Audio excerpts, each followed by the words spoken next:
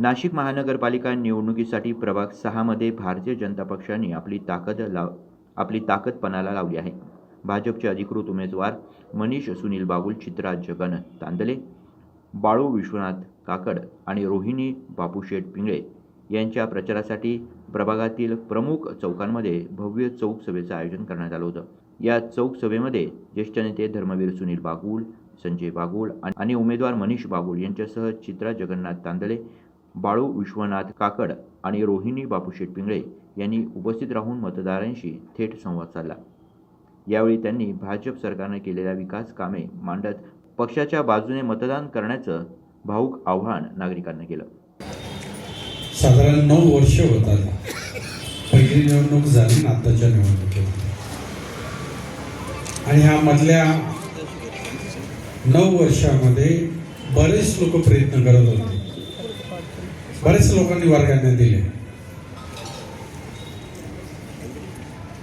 प्रत्येकाला वाटतं भंडारा केला, वर्गणी वाढली, नवरात्र केलं, गणेशोत्सव केलं का नगरसेवक होतो.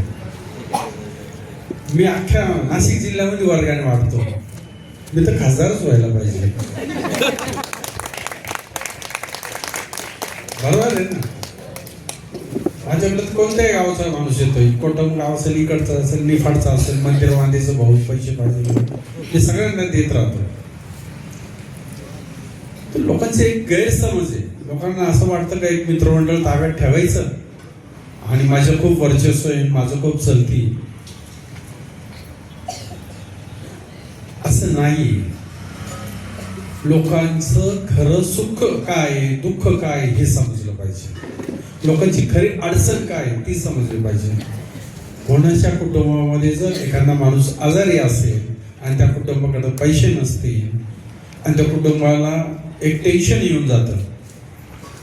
एखाद्या घरामधला कर्ता पुरुष अचानक आजारी पडला तर त्याचं मेडिकल करायचंय, त्याचं सोनोग्राफी करायची, त्याचं स्कॅन करायचंय, तर त्या टायमाला त्याच्या घरामध्ये जे मुलं असतात, ती बायको असती, ती इतकी घाबरून गेलेली असते का नक्की काय करायचं. काही कुटुंबामध्ये तर त्यांना कळत पण नाही का आता ह्या कोणत्या आजाराचं निदान कसं करायचं.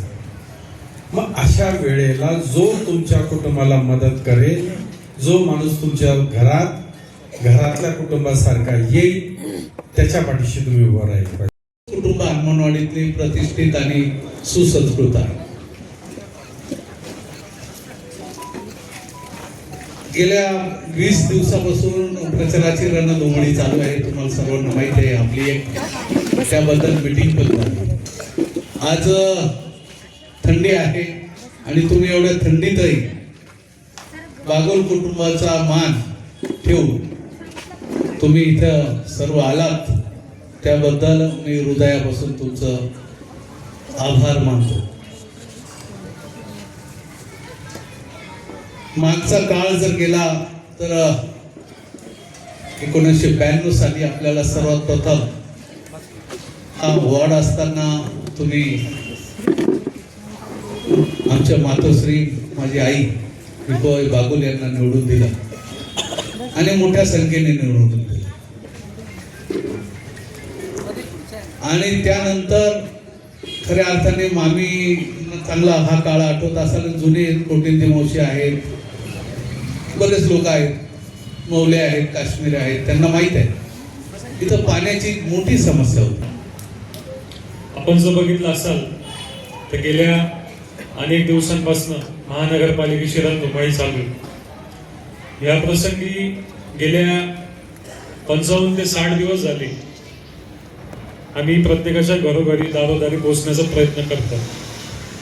निश्चितपणाने प्रभाग आपला खूप मोठा असल्या कारणाने बरेचसे दिवस लागले, पण आज आपण इथे एवढ्या मोठ्या संख्येने उपस्थित झाल्यात तर निश्चितपणाने मला असं वाटतंय की हे सर्व आम्ही चारी उमेदवार भारतीय जनता पार्टीचेच निवडून येणार अशा तुमच्या सर्वांच्या साक्षीने मला इथं वाटलं. थोडक्यात परिचय द्यायचा म्हटला तर गेल्या 4 वर्षांपासून आईच्या माध्यमातून असेल नानांच्या माध्यमातून असेल, संजू काकांच्या माध्यमातून असेल, लोकांच्या अडीअडचणी सोडवण्याचा प्रयत्न करतोय.